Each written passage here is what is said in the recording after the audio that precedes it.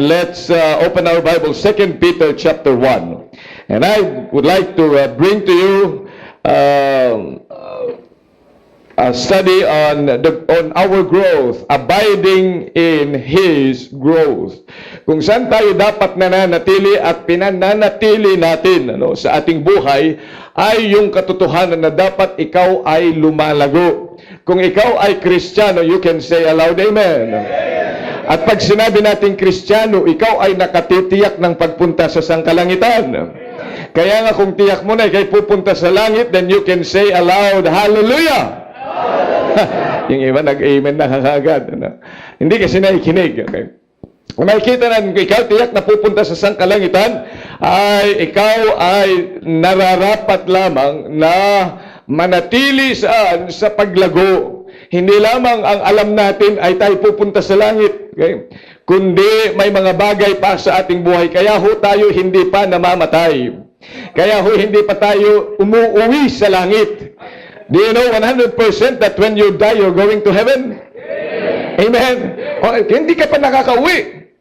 Doon ang uuwian natin. Pero bakit hindi ka pa nakararating sa langit ngayon at ba't nandito pa tayo? What is the purpose? The purpose is that we should go. Dapat ay malaman natin kung ano pa nais ng Diyos sa ating buhay. Kaya nga, isang bagay na dapat natatanda ng bawat isa sa atin that we should abide in His growth. His plan that we should grow as a Christian.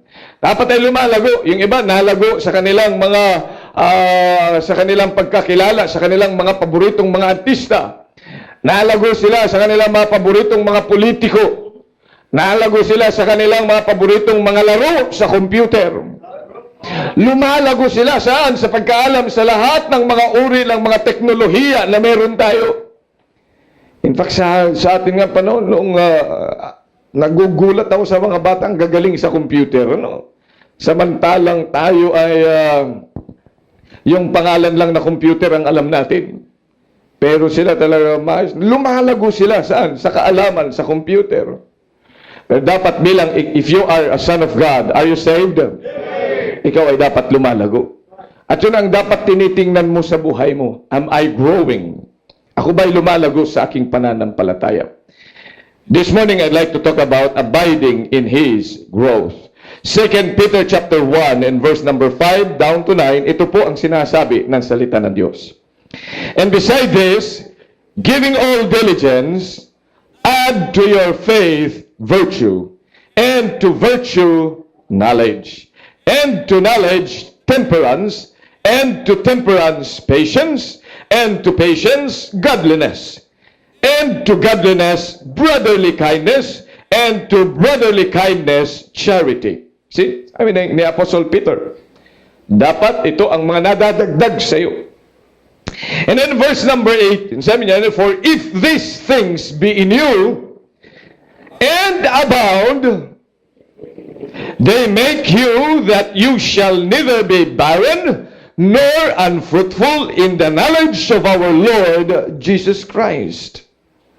But he that lacketh these things is blind. Kapag hindi ka lumalago, sabi ng Diyos, ikaw ay bulag. Nakakakita ka pero ikay bulag. Parang nakaririnig pero bingi. And sabi naman, but if he that lacketh these things, you lack these things. Sabi naman, ikaw ay bulag and cannot see afar off, and hath forgotten that he was purged from his old sin. Nakalimutan niya na siya nga ay nilinis na ng Diyos. Nakalimutan niya na siya nga ay iniligtas na ng Panginoon. Kaya ngayong umaga, I'd like us to abide in His growth. Tayo muna ay manalangin. Dakilang Diyos, pagpalain mo po ang mga talata naming binasa at iba pang mga talata na amin nga pong bibigyang pansin. Tulungan niyo po kami makaunawa. The point of this sermon is that we ought indeed to grow. Kaya nga po, hinihiling ko na sa paglago na yan ay hindi rin po kami tumigil sa pagsikhay upang makaranas po kami ng paglago sa aming pananampalataya. Sa amin pong buhay, kami lumalago sa mga bagay physically, maybe intellectually kapag kami nag-aaral.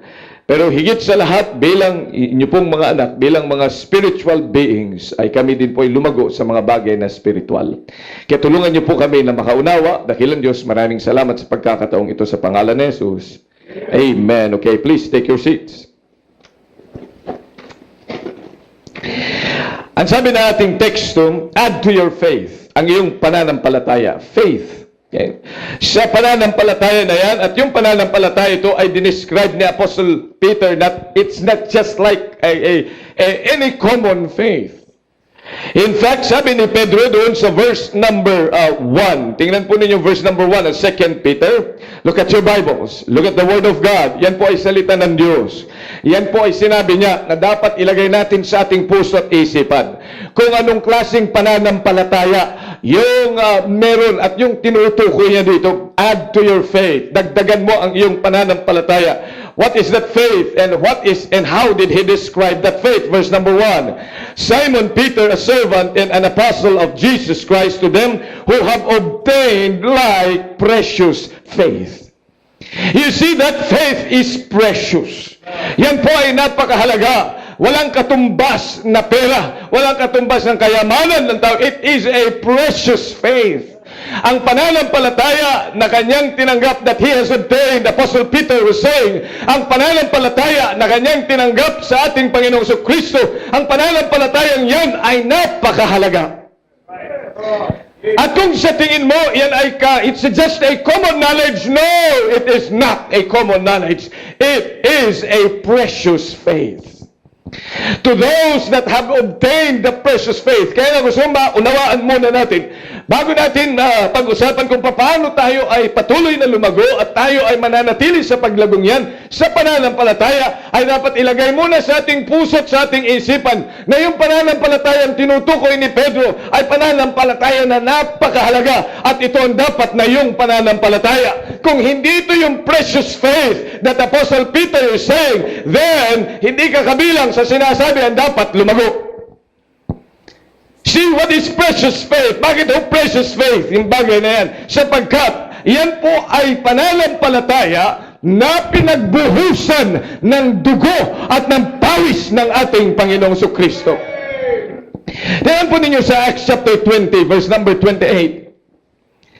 Nasukat na ibigay niya ang kanyang katawan at sukat na hayaan niya na dumanak ang kanyang dugo para lamang ipagtanggol ang pananampalatayang yan na kahit siya'y ipako sa krus at kahit mamatay siya doon sa krus ay hindi ho niya kinatakot at hindi niya sinabing it's not worth dying for it, but it was worth dying for that faith. He said, Acts chapter 20, in verse number 28, ang sabi ng salita ng Diyos, take heed therefore unto yourselves and to all the flock, over the which the Holy Ghost hath made you overseers to feed the church of God, which he hath purchased with his own blood.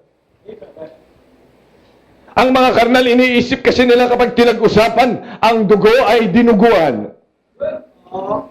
At ina-associate ang dugo na yan doon sa tiyan. But I'd like you to think spiritual this morning, mga kapatid, na kapag sinabing pagdanak ng dugo doon sa krus ng Kalbaryo, yan po ay dahil sa napakatinding sakripisyo ng ating Panginoong Kristo upang ipaglaban niya yung pananampalataya na yan, na kung ang isang tao ay mananampalataya kay Kristo ay magkakaroon ng buhay na walang hanggan. Kaya nga siya inaglahi ng napakaraming mga tao. Sabi niya, kung ikaw talaga ay Diyos, bumaba ka dyan sa cross. Hindi sila naniwala sa Kanya. Hindi sila makapaniwala na ang Panginoon ay anak ng Diyos. Kaya nga babatuhin siya nung sinabi niyan, before Abraham was, I am. Hindi sila makapaniwala ng isang tao ay magkaroon ng katiyakan doon ng buhay na walang hanggan. Kaya sabi nila, he is talking blasphemy. Hindi sila makapaniwala na siya ay makapagpapatawad ng kasalanan. Kaya sabi na, who can forgive sin but God? Hindi sila makapaniwala. Kaya siya ipinako doon sa krus.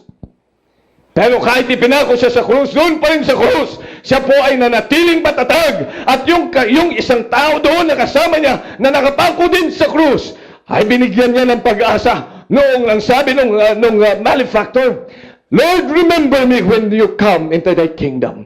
At ang sabi ng Panginoong Kristo, today thou shalt be with me in paradise. At kahit nung siya ay binawian ng buhay, at doon nakabayubay siya sa krus, at yung isang centurion, yung isang sundalo kumuha ng sibat, at sinibat niya saan? Sa tagiliran ng Panginoon, at dumanak ang dugo at tubig. It was a testimony that indeed Jesus is the Son of God. At dahil dyan, naligtas ng taong yan. At dahil dyan, siya ay nagkaroon ng buhay na walang hanggan. Kaya sabi ni Apostle Paul, yung pananampalataya na yung tinanggap na maaari bang isang tao makatiyak pagpunta sa langit? Hindi pa naman natin tayo nakakapunta sa langit. Paano natin masasabi na pupunta na tayo sa langit? Meron bang tao na nanggaling sa langit na nagsabi at pupunta rin siya sa langit? Sabi ko sa kanila, meron. Eh sino? Ang Panginoong Jesucristo. Because He is God. He came from heaven. And He came down from heaven. And He said, I am the way, the truth, and the life. No man comes unto the Father but by me. Kaya nga nung itinuturo niya ang bagay na yan, yung mga tao hindi makapaniwala, malalaman ba? Ay malalaman mo kung manampalataya ka kay Kristo. Kaya nga kahit siya po ay namatay, kahit na po siya ay pinahirapan, ay binigay niya ang kanyang buhay para manatili yung pananampalatayang yan. That's why it was precious. It was precious. Tingnan po ninyo sa Ephesians chapter 2 verse number 13. Ang pananampalataya na ating tinanggap, Ephesians chapter 2 in verse number 13. Ito po sabi ng Sir, but now in Christ Jesus, ye who sometimes were far off are made nigh by the blood of Christ. Dahil sa tumigis na dugo doon sa krus ng Kalbaryo, nung ibigay ng ating Panginoon ang kanyang dugo, hindi siya nang hinayang. It was by that blood that we were made near to our God. Tandaan mo kapatid, bago ka maligtas, bago ang Panginoong Kristo ay ating tinanggap sa ating puso, malayo tayo sa Diyos. Malayo sa Diyos. Ang kaisipan ng taong hindi ligtas, hindi sa Diyos. Kaya nakikita mo ang mga taong walang pagkakilala sa Diyos paglinggo na ang sabi niya, dapat kayo nasa bahay-sambahan. Nasaan siya? Nasa SM. Mas malapit ang puso niya kay Henry C. kesa sa Panginoon. Mas malapit ang puso niya saan? Sa tubig kesa sa Diyos. Kaya nandoon siya saan? Sa Monte Vista. Nandoon siya saan? Sa lahat ng mga bagay. Nasa mga kaibigan niya. Imbis na nasa simbahan. Why? Because he is not really of God. Malayo sa Panginoon. Anong iniisip niya? Ang iniisip niya palagi yung ilalagay niya sa kanyang tiyan. Kaya pag binibigyan mo ng tracts, ini-invite mo sa simbahan, ang sasabihin sa tayo, may makakain ba dyan? Magkakapera ba ako kung sasama ako sa inyo? Ano iniisip niya? Pera, pagkain, sapagkat ang kanyang Diyos ay yung kanyang tiyan. Kaya nga tawag sa kanya ay Christian. Dahil tiyan ang kanyang pinagkakaabalahan. Wala pagkakilala sa Diyos. Sabi niya, doon sa inyo kasi, naiinip ako, inaantok ako. Pero pag nanonood ng sine, ganyan. Pag nanonood ng telebisyon, pag may nag-iingay, sabi, tumahimik ka nga dyan. Pag nakikita niya yung kanyang hero, yung pinupuri na artista, hindi talaga magkandamayaw. At panayang sabi niya, wow, ang galing talaga ng aking idol. Ay talagang idol na idol niya. Kaya ginagaya din niya. Nakita niya yung buhok niya, pag ganyan. Mamaya pupunta na yan saan, sa salamin, maglalagay din. Ganyan. Nakita niya, oh, ganun ang kanyang suot, mukhang okay ah. Mais-try nga din, makabili nga. Isusuot din niya. Kaya marami mga Kristiyano, hindi Kristiyano ang dating, kundi Koreano. Bakit? Saan siya nakatingin? Natin sila sa mga Koreano. Pati pagpapapicture, Koreana.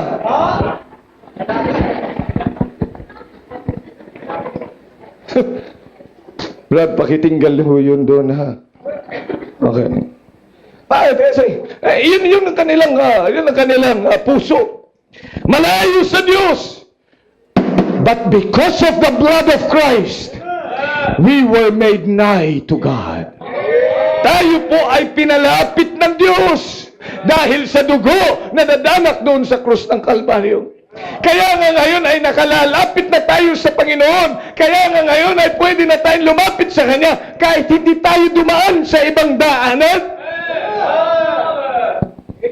Parang sabi kasi ng isang matanda, sabi niya, Noy, alam mo ba na kapag ikaw ay lalapit kay Presidente Marcos, kailangan lumapit ka kay Doña Josefa. Dahil ganyan yan. Kailangan mo ng backer para makarating ka kay Ginoong Marcos. Pasensya na po yung sa lahat ng mga galit kay Marcos. Pero si Apo Marcos ay Ilocano. Ayan, makikita natin at siya ang isa daw sa pinakamagaling na naging presidente, pinakamagaling na nag-bankrupt sa ating bansa. Sabi naman, ay, may kita natin. Sabi niya, pag ikay lalapit kay Apo Marcos, kailangan, pumunta ka sa nanay niya. Kaya kung ikaw ay lalapit sa Diyos, pumunta ka sa nanay niya. Yun ang tinuro. Kaya kailangan mo. Buti na lang natutunan na natin. Kung iyan ay hindi anak, talagang lalapit sa nanay niya. Pero ang anak ni Apo Marcos, si Bongbong Marcos, kailangan, Lola, ilapit mo naman ako kay Papa. Ay, hindi na! Pag anak niyan, didiretso na! Kahit may kausap pang napakataas na presidente sa ibang bansa, dahil ako'y anak ni Apo Marcos, pupunta ako doon at kakamayan ko ang tatay ko. Tatay ko yan eh! I can go directly to my father. Amen? Noong tayo'y naligtas, makinig ka maigi sa akin, inilapit ka ng Diyos. Inilapit tayo sa Panginoon. That's why we can come to our God. Directly!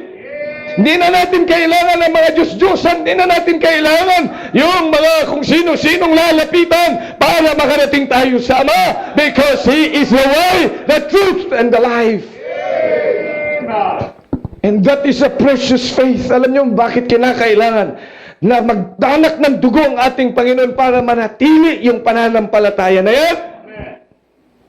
Nasugat na ibigay niya ang kanyang buhay sa atin. That's why He shed His blood. That is a precious faith.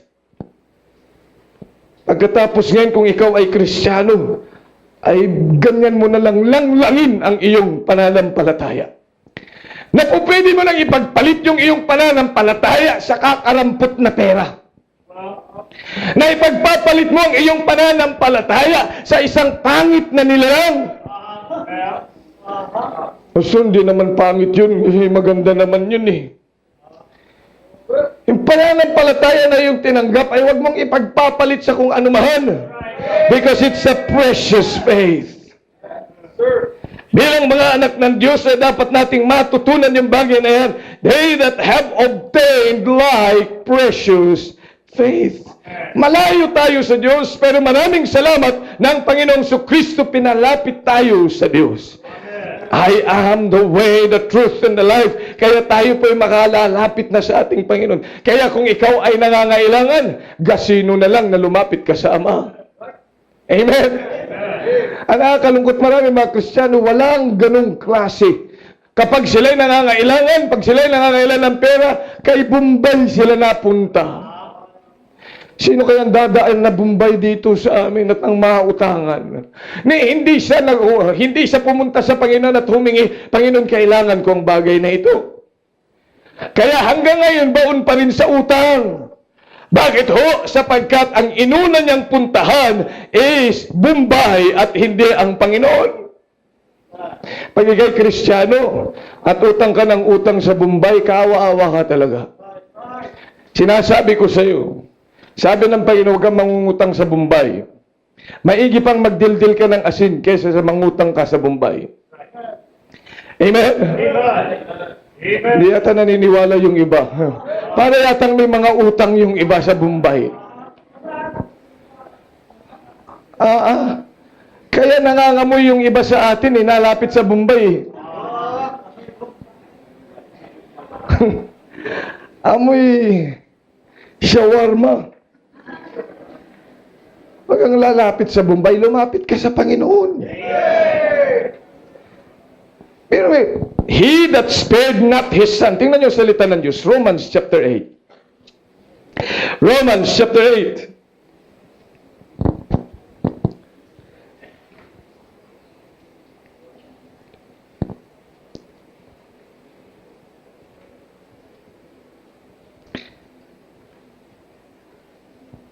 Verse number 32. Naroon na po kayo. Romans chapter 8. Basahin po natin lahat. Kung ikaw ay anak ng Diyos, maganda magbasa ka ng salita ng Diyos. Romans 8, verse number 32. Let's read all together. Ready? Go. He that spared not his own son, but delivered him up for us all, how shall he not with him also freely give us what? All things. Ay, kaso kasi yung iba ang yayabang ayaw lumapit sa Ama. Ayaw mag-pray. Pray ng pray. Hindi naman ako binibigyan. Pray ng pray. Ayun. Ay, galit ka pa sa pagpipray. May bayad ba?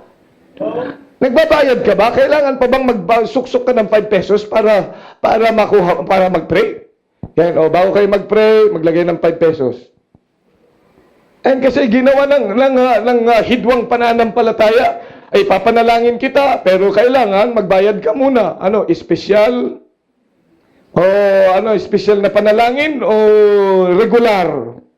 Ay, pinagbabayad ang ating mga magulang. Yung mga kabataan kasi, siguro hindi nyo ako naiintindihan. Anong binabayad? May pabayad yan sa mga panalangin.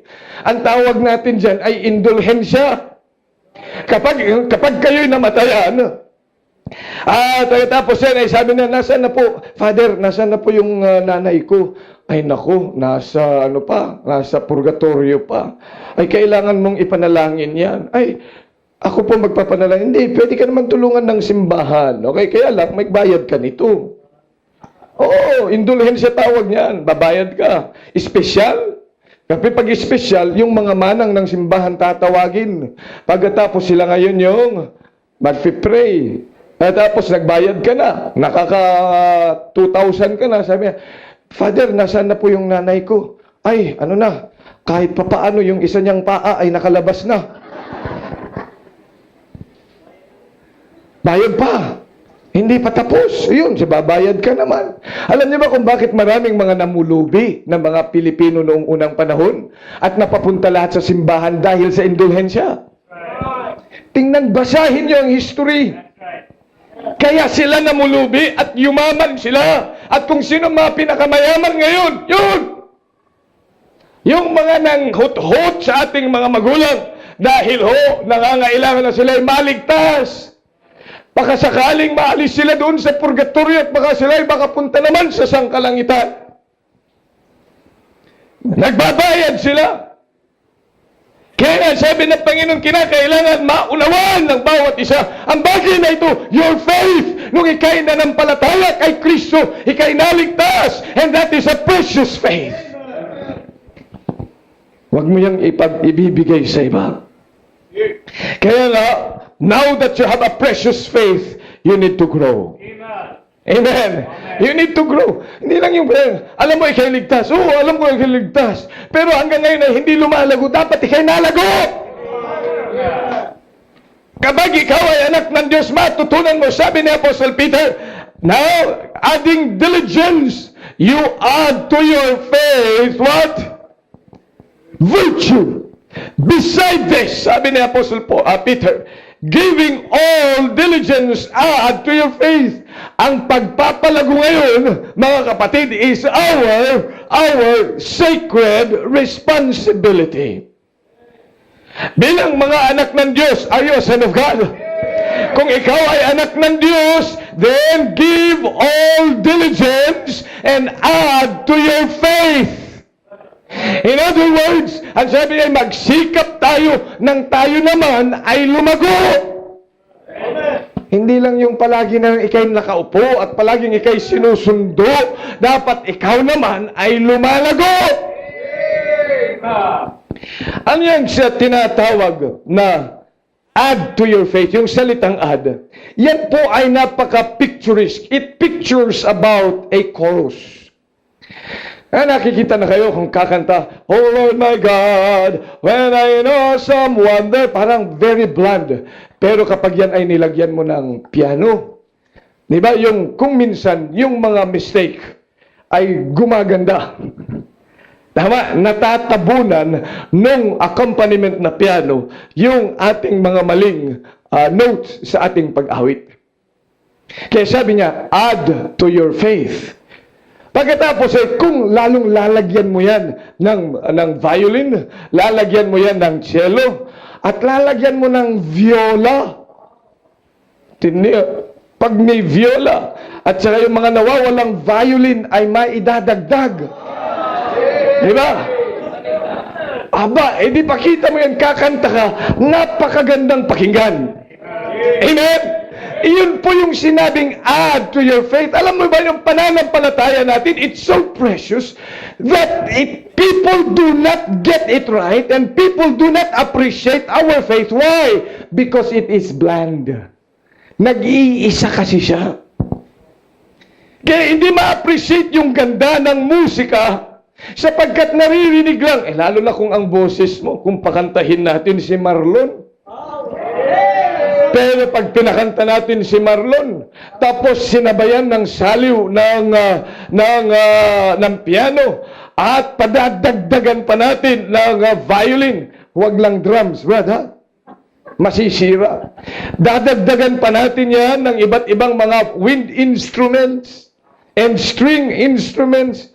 Nakikita mo isang napakagandang obra maestra. At walang gagawin yung makikinig kundi tatayo at sasabihin pagkakanta ni Marlon, bravo! Bakit ho? Siya napakaganda. At itong naisin ng Panginoon sa atin, kaya nga pinalalago tayo sa ating pananampalataya.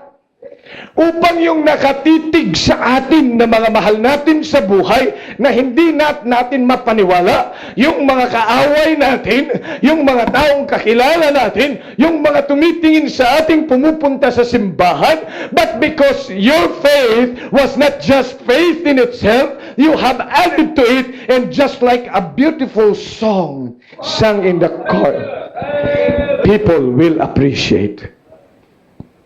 Kaya nga responsibilidad mong dagdagan yan. Amen?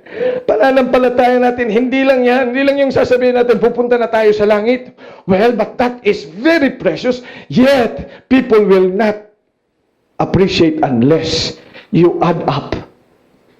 You add up to that faith. Kagaya din yan ay ginamit din sa isang master builder. Kaya kung minsan, nakikita natin may ginagawa siya. Pagkatapos hindi mo ma-appreciate.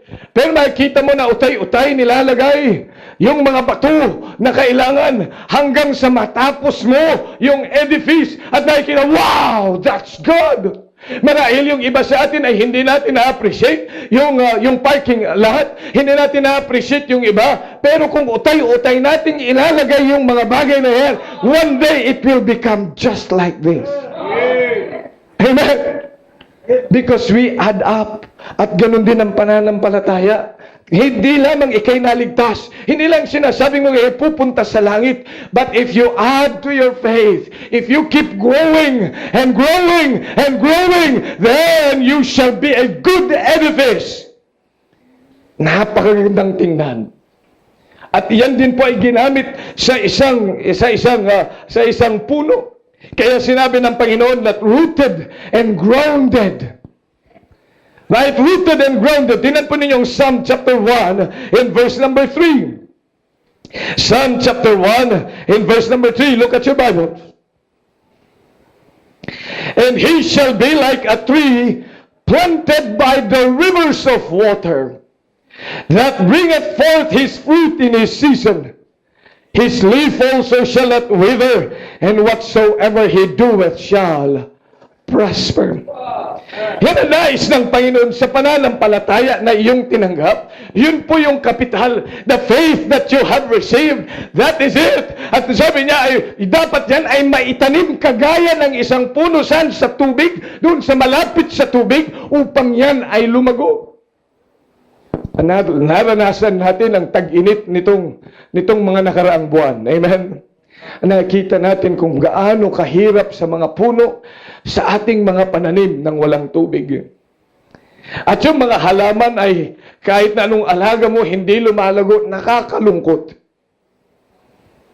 Pero nung pumatak na ang ulan, yung mga kalbo, yung mga, di ba, yung mga halaman na nangangakalbo, ay nagkaroon na muli ng grasses.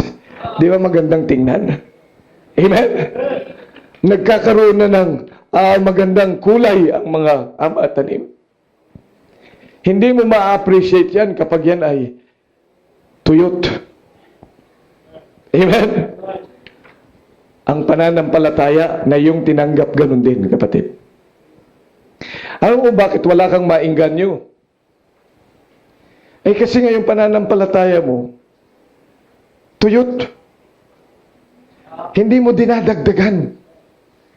Dapat dagdagan mo ng mga bagay na kailangan, nais ng Diyos. Ika'y dapat lumago. Amen?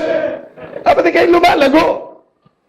Kagaya din ng isang bata, biro mo yun. Nung bata talaga cute, pag baby, di ba? Sarap na. Pero kapag ganyan nakalaki, ginaganyan mo pa, parang, di ba?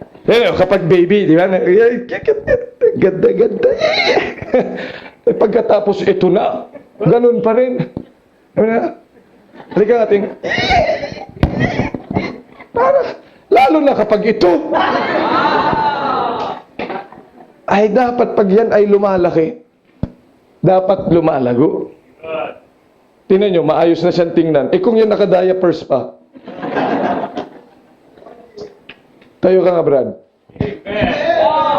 Oh. May kulay yata yung sa... di ba? Pero kung yan ay naka-diaper, tapos may daladalang tsupo, punta na simba. Alam mo, maraming Kristiyano ganyan. Hindi lumalago. Siya'y pupunta sa langit. Alam niya, pupunta siya sa langit pag siya namatay. Bakit? Meron siyang pananampalataya kay Kristo. Pero pag tinitingnan ng kapitbahay, yan ba yung pupunta sa langit? Ay, ayaw ko na. Ay, di ba si Mahatma Gandhi? Bakit sabi niya na ayaw niya maging Kristiyano, but I like the teaching of Christ?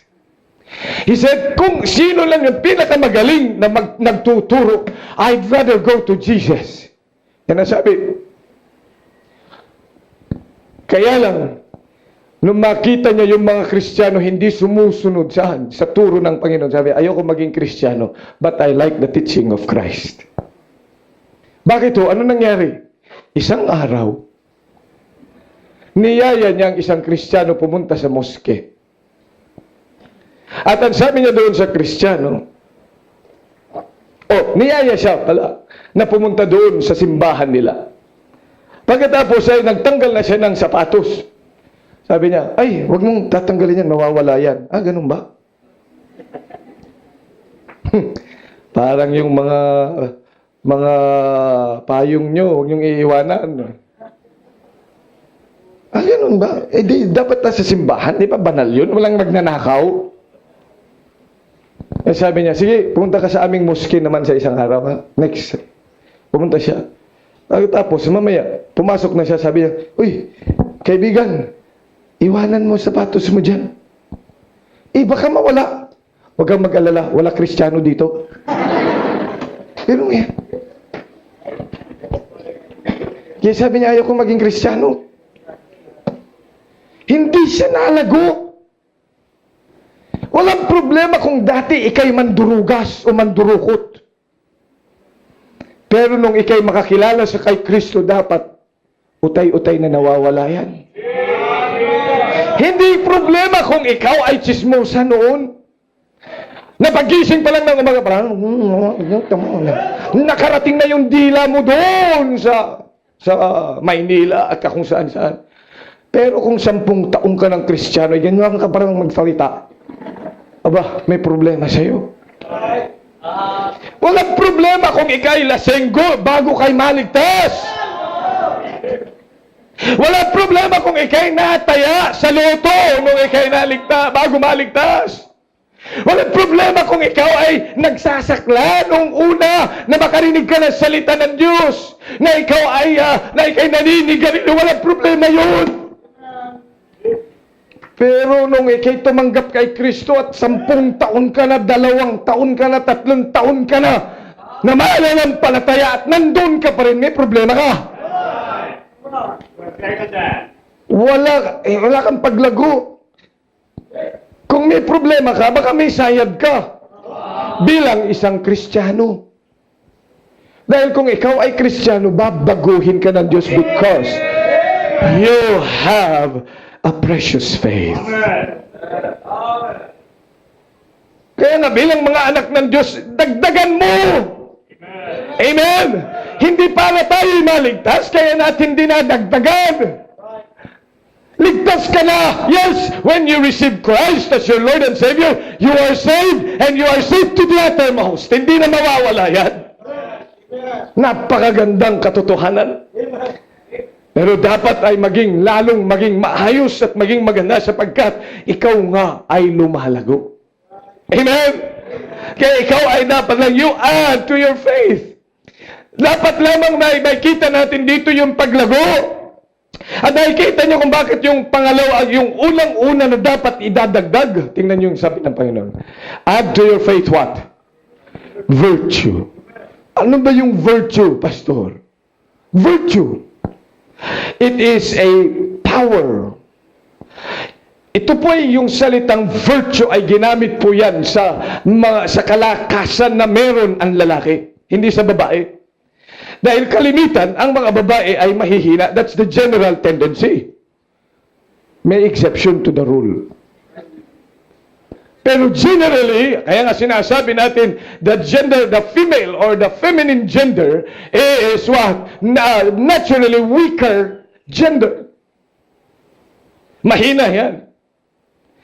Kaya ang ginamit ng virtue is a moral power.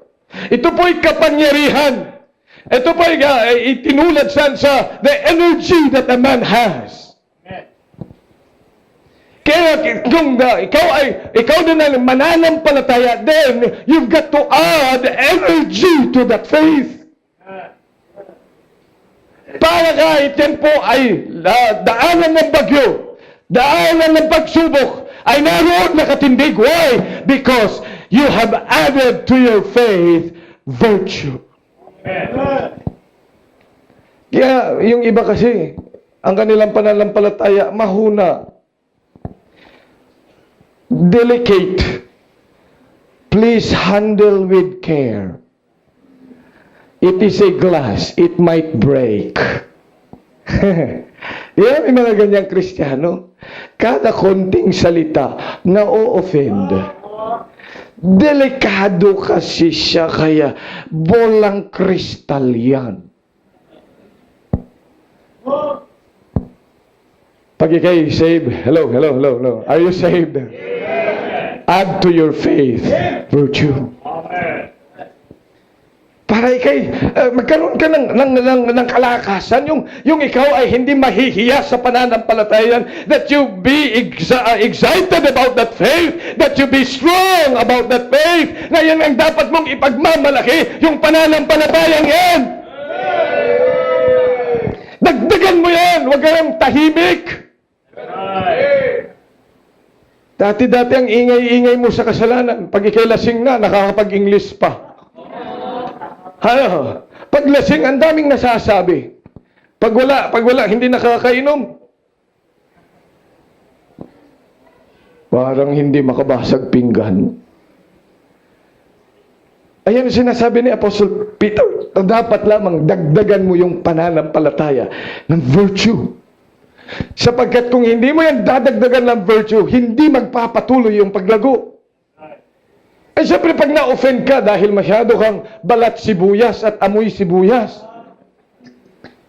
na-offend ka, pagkatapos napagsabihan ka lang, pagkatapos tigil ka na, talaga hindi ka lalago. Kasi ang nagsabi sa akin, ang tagal-tagal na sa simbahan, wala naman pinakat. Ay, yun lang ha. Ay, dapat ikay maging matapang at ikay maging malakas. Add to your faith what? Virtue. Hindi naman yun ang iyong Panginoon. Hindi naman siya ang iyong tinanggap. At sino ba ang iyong tinanggap sa iyong pananampalataya?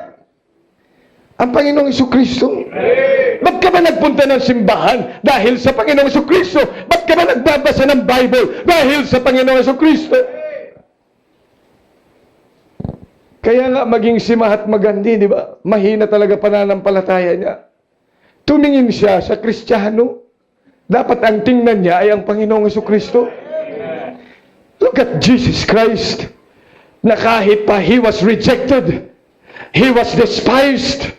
At kahit mag-isa siya na nagbata doon sa krus ng Kalbaryo, at kahit inaglahi siya ng lahat, from the leaders, even down, yung mga tao na mga maliliit lang, wala namang sinasabi sa lipunan, inaalipusta ang ating Panginoong Jesucristo, but they're hanging on the cross. He said, Father, forgive them, for they know not what they do. And then He finished His course. Bakit ho? Yan ang ating tagapagligtas. Kaya anong sinasabi ng Hebrews chapter 12? Tingnan po ninyo ang salita ng Diyos. Hebrews chapter 12. In verse number 1. Hebrews chapter 12 verse 1. Wherefore, seeing we also are compassed about with so great a cloud of witnesses, let us lay aside every weight and the sin which doth so easily beset us, and let us run, what? With patience, the race that is set before us. And verse number 2. Everybody, let's read that. Looking unto Jesus, the author and the finisher of our faith. Dapat ang iyong patuloy na tinitingnan ay ang Panginoong Jesucristo. Huwag yung Kristito. Huwag yung Kristeta ang iyong tinitingnan, kundi ang Panginoong Jesus na yung tinanggap sa iyong puso. That Jesus that the Bible teaches. Doon ka dapat tumingin at siya dapat na lalakaran mo. Kung anong kanyang nilakaran, kung anong kanyang kaisipan, ay dapat yun din ang iyong kaisipan. Para ikay lumago. You've got to learn indeed to grow, not only to add to your faith, that is our responsibility, but we ought always to move forward and upward. Alam mo, dapat kang ikay Kristiyano, burahin mo na yung backslider na salita. Ano yung backslider? Pag sinabing backslider, nag-slide back. Pag naumpisahan mo na ang gawain, tuloy-tuloy. Amen. Pag nakapag-uumpisa ka, kasi yung mga Pilipino, good starter. Ningas, kugun. Pag umapoy, apoy na apoy. Pagkatapos, wala na. Kinabukasan, wala na. Pag kayo nakapag-umpisa, kayo mga napag-umpisa magsimba, tuloy-tuloy yan. Hello, tuloy-tuloy. Amen. Pag ikaw ay nag-umpisa sa ministry, tuloy-tuloy yan. Dapat binubura mo na yung backslider. Sabi ni Apostle Paul, quit ye like men. Ano yung quit ye like men? Yung kasing lalaki, hindi nagka-quit. Hello? Kaya mga lalaki, hindi nagka-quit. Ay, di ba? Kaya mo naman napasagot yan Brad. Hindi ka nag-quit, di ba? Tama? Brother Durana, Oo, sabi niya, oo, napasagot ko to dahil talagang nagtiyaga. Hello? Ay, yung iba kasi, makarinig lang ng konti. Wala na, quit na. Quitters never win. Amen?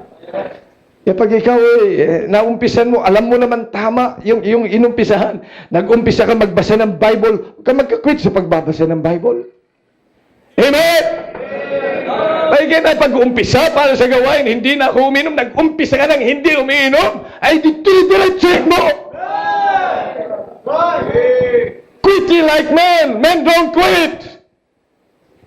Nakakalungkot. Ang lakas-lakas ng loob. Sino ang tunay na lalaki dyan bumaba?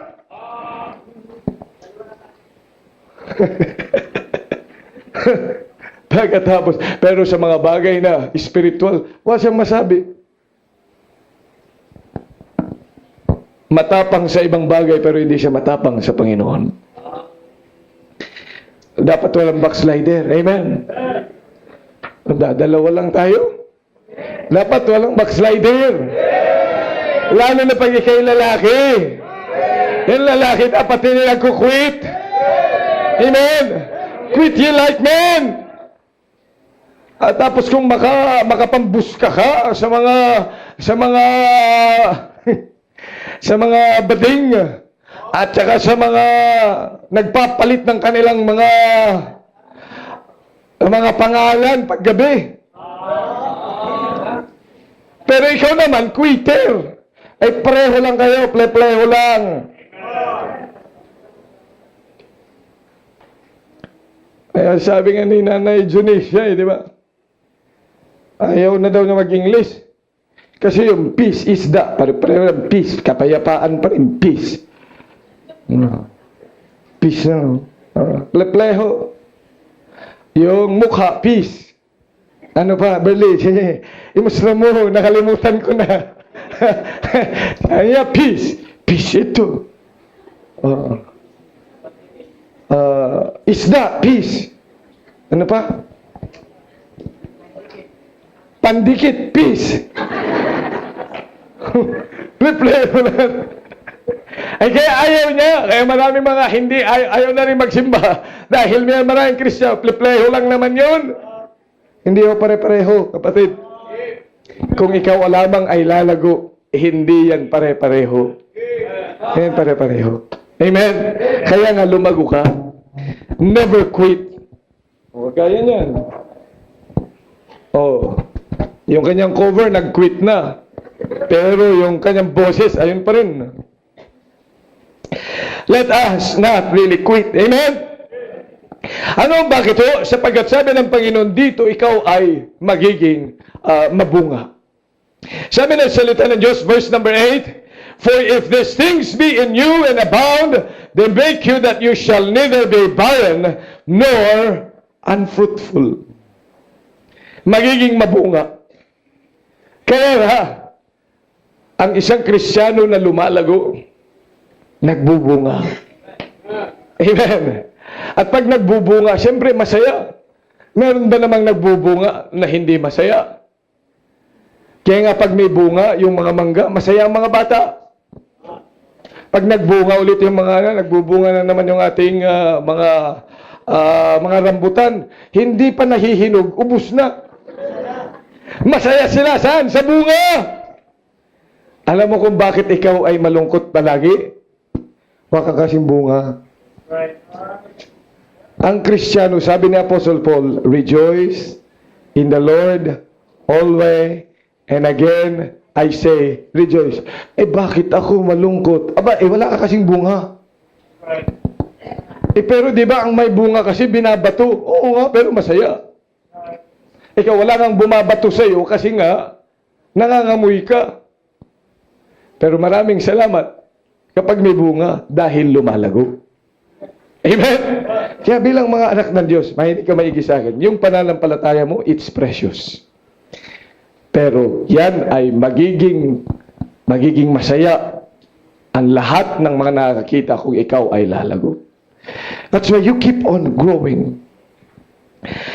Huwag kang maging bulag. These things, pag ang isang tao lack these things, he's just like a blind and he cannot see afar off. Kaya bilang anak ng Diyos, kumusta ang iyong pananampalataya? Lumalago ka ba? Lumalago ka ba, kapatid? Kung hindi ka lumalago ngayong araw na ito, bakit hindi ka humingi ng paglago sa Panginoon? Add up to these things. Abound. Huwag kang magbabackslide. At titingnan mo isang araw, ikay nagbubunga na. Amen? Let's all stand up, please. Dakilang Diyos, maraming salamat po. Sa pagkakataon, may pangaral ang inyong salita sa aming kalagitnaan. Maraming salamat sa pananampalataya meron kami. Pero bilang inyo pong mga anak, mas magiging makabuluhan kung kami po ay lalago. Upang ang iba ay magkaroon din po ng pakinabang sa aming pananampalataya.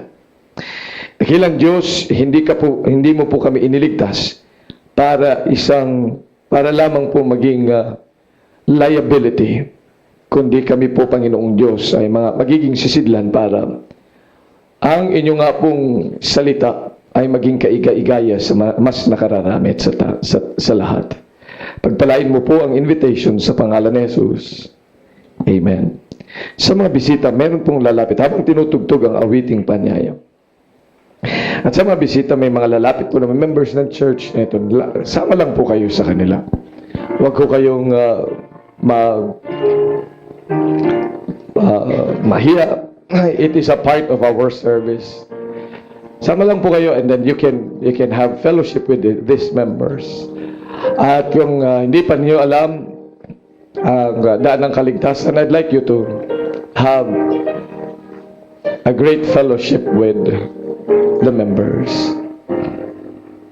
And if you are already prepared, kayo naman ay matagal nang ligtas, pero hindi pa kayo nababaptize, but you would like to prepare yourself for baptism, then do so.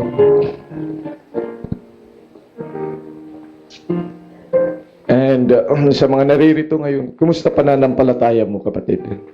Lumalago ka ba? Ano gusto ng Panginoon ay kay lalago? Gusto niya na maging isa kang just like a tree planted by the rivers of water. Magamit ka rin ng Panginoon. Pero kailangan mong lumago.